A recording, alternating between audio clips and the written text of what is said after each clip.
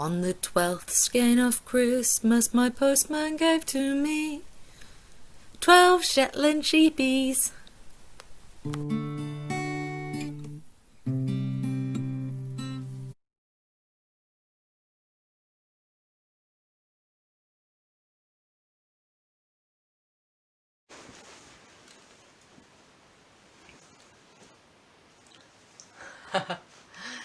I stole my sister's jumper ages ago. I don't even know if she still knows I've got it.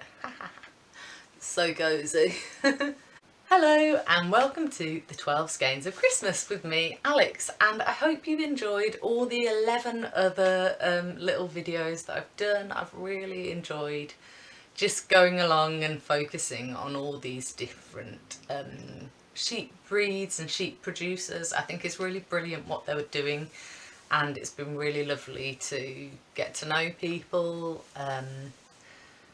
Yeah, so let's get on with it. Who have we got today? It's Uradale Farm, and I'd like to thank Viveka, who has been absolutely lovely in sending me some really encouraging messages and just, yeah, sending me the answers to her questions and stuff like that. So yeah, she's just really lovely. Thanks, Viveka. So I'll just talk a bit about their farm really. So Uradale Farm is on the Shetland Islands. If you've never heard of those, they're so far from John O'Groats. They're 155 miles from John O'Groats, which is the northernmost tip of Scotland. I quite like this little bit from their website, so I'll just read it.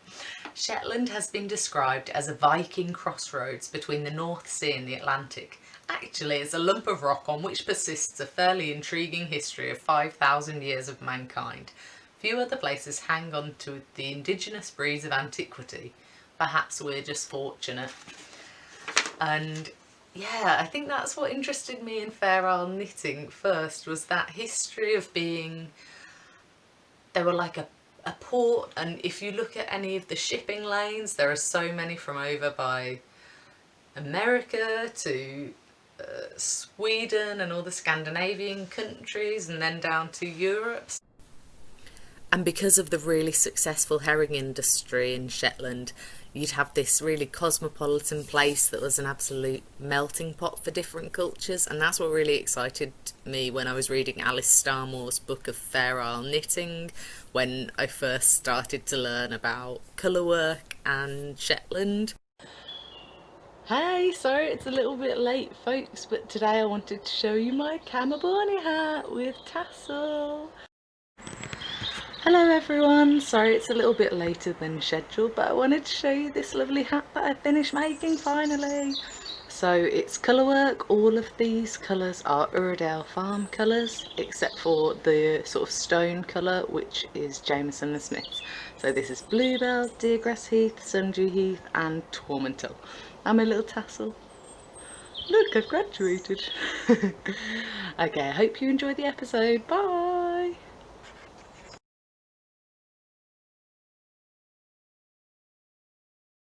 I loved being part of this knit along. I've never really done a proper knit along before, but I bought the pattern and you get a clue every week of Advent, and we even got like a little extra pattern of a mini sock. And then, yeah, we got a recipe for biscuits, so people were making biscuits as well and showing their pictures on Instagram and Facebook.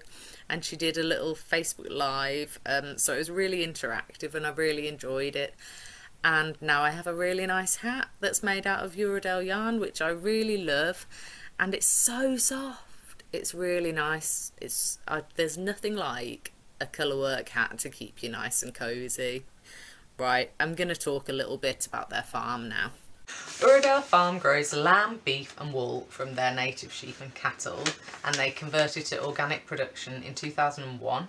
So Uradale yarn was the next logical step, going to organic native Shetland wool.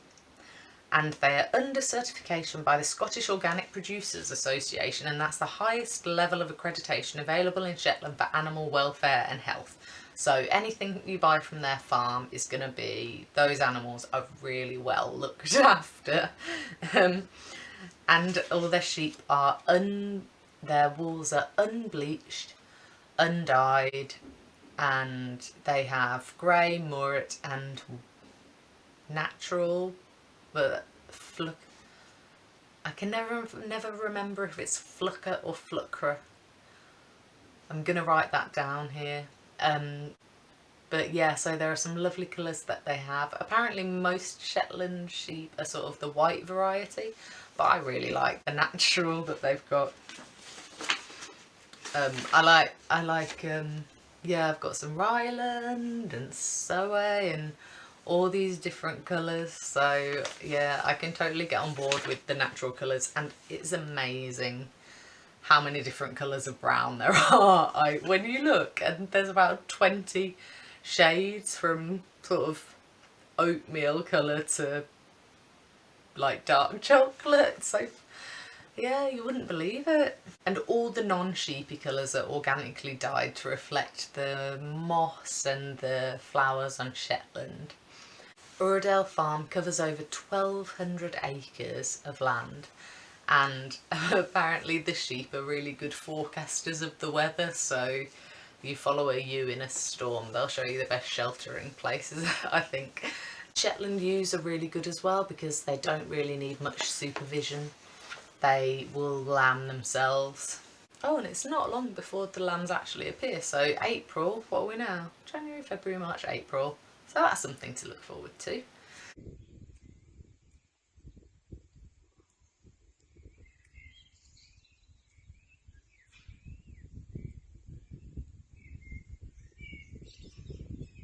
I was looking at their website and they've got quite a lot on biodiversity and encouraging wildlife on Uradale Farm.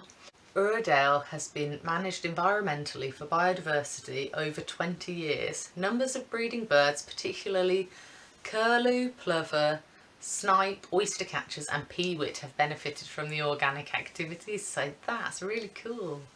Many flowering herbs and orchids bring vivid colours through the summertime, and areas have been set aside from livestock production to allow trees to re-establish. I didn't even think they had that many trees in Shetland, but that's good. I've seen, if you ever follow Garth's Croft on Bresser, he has a dry stone wall video that's amazing, and the little wrens hide in there and stuff grows on them, and the yows can have shelter by them, so I think having those structures must be really important. Considerable efforts have been made to encourage a variety of habitats and species, like the growing number of bumblebees and crops of red clover. So yeah, it's really nice to hear those sort of stories from farms. I'm starting to follow the hashtag Regenuary, and I think I'm going to really enjoy seeing about regenerative farming and biodiversity and how farmers are helping to sequester carbon and things like that. I think that's all really important. It's lovely to see how many fields you get through people farming animals, and when you hear about conservation grazing and animals that are used so that they encourage wildflowers, I really like to hear that people are doing that on their farms, so that might be quite an interesting hashtag to follow. I haven't seen too many yet, but I think there will be a few more coming out. I asked Viveka, how did you decide to start making wool? She said, the sheep have to be sheared every year to remain healthy, but the fleeces were at the time classed as worthless and simply dumped. This seemed like a waste, and we believed there could be a market for spun wool with provenance, a product with integrity. 2. I asked her, what is your favourite part of working with the sheep? She said she loves living with animals that have evolved to live by themselves and thrive in their environment with minimal human input. I asked her if they'd had to do anything different for COVID, and she said they haven't been able to welcome anyone for farm tours or visits, so they haven't been able to talk to visitors and customers face to face. So yeah, that's a shame. So they do I think they do some Shetland Wool Week tour sort of things. Yeah.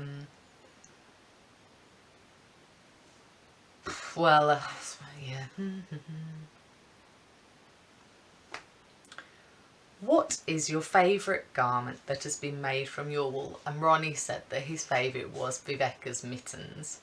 And I've got a picture of them. I think they're the ones hanging off the tree, or there are some green ones as well.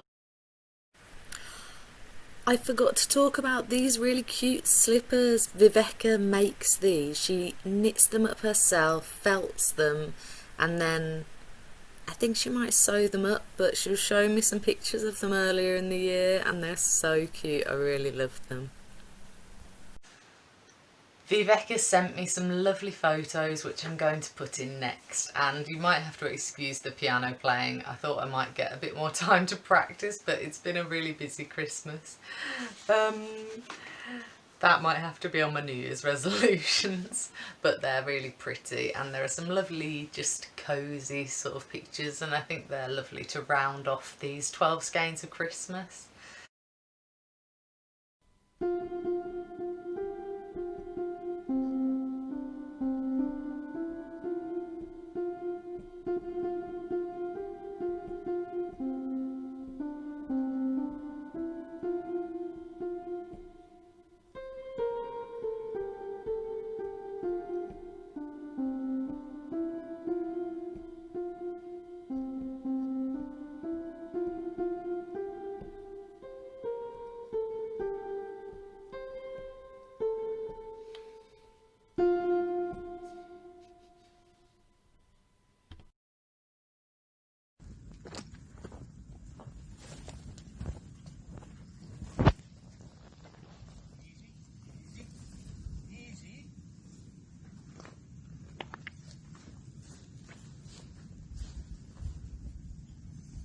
You still here?